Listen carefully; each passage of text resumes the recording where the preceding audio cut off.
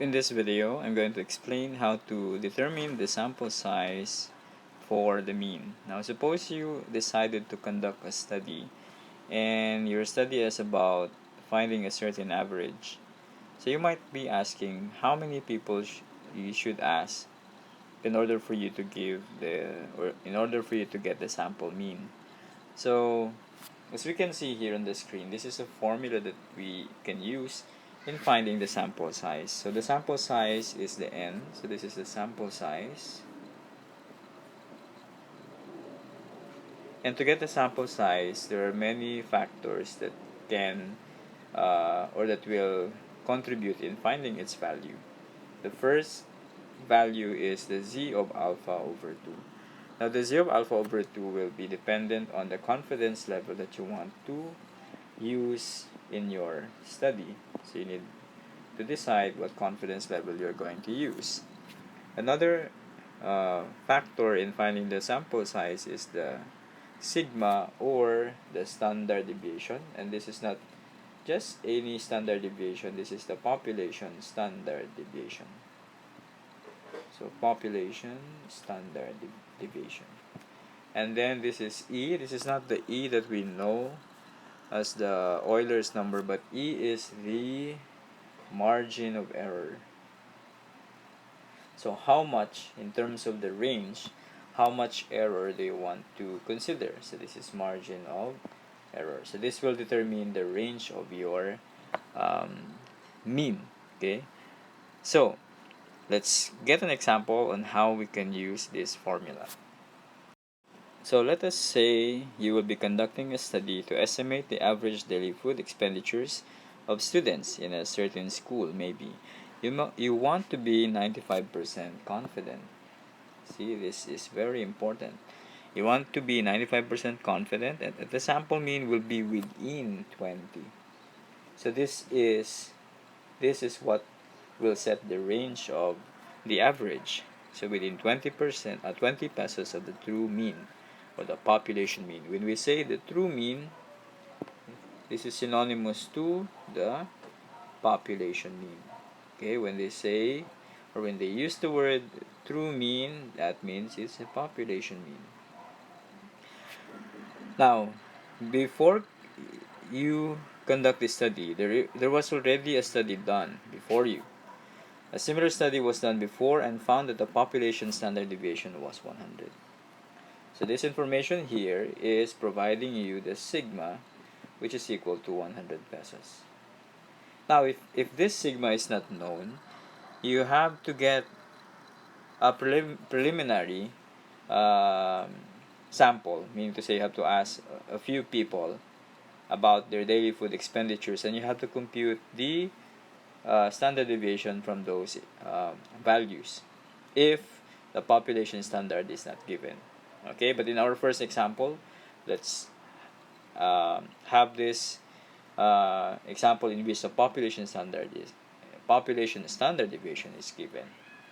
Okay, so let's go to applying the formula. So let's write again the formula. The formula says the sample size is taken by computing the z of alpha over 2 multiplied to the sigma over the margin of error, and then you have to square.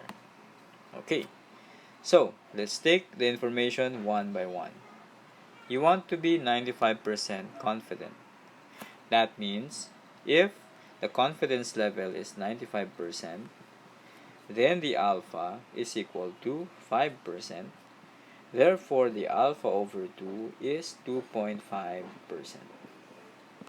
Okay. Now, if you have an access to a list of special confidence level, this will be easy. It will be easy for us to get the specific z of alpha over 2 that we need. Okay, so I'll give you a copy of that table. So here is a copy of the table, and since we are going to conduct the study at 95% confidence level, the alpha is 5%, the alpha over 2 is 2.5%, and the z of alpha over 2, this is the z of alpha over 2, that we need is 1.96. So applying the formula, So let's go back to our computation. So from the setup, from here, we now have n is equal to z of alpha over 2 based on our table. That's 1.96. So we have 1.96 times the sigma. The sigma is 100. That's the standard deviation of the population. So 100 over the E, the margin of error. We want the sample mean to be within 20 of the true mean. So this 20 is our margin of error. So we have over 20. And then you compute that and raise it to 2.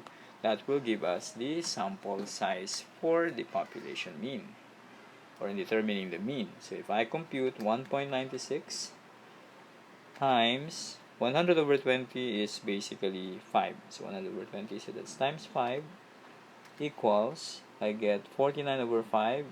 If I square that number, I will get 96.04. Okay, now when you determine the sample size, the rule is always to round up. Round it up.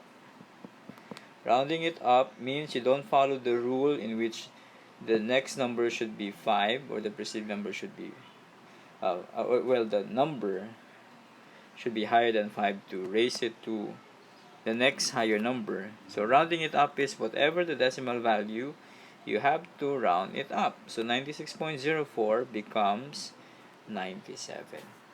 This is the minimum number. Actually, the sample size is the minimum number that you can consider.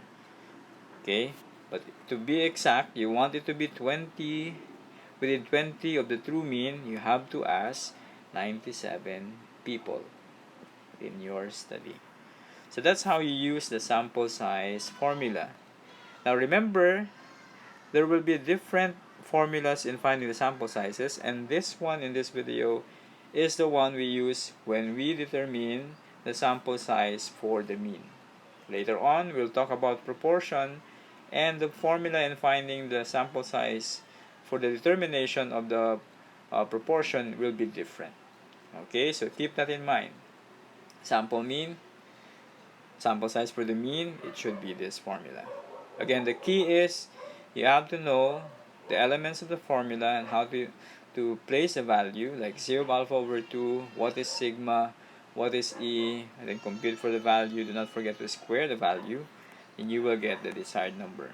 Again, we always round the value up. So if it says 96.04, this number is not 96, but it has to be 97.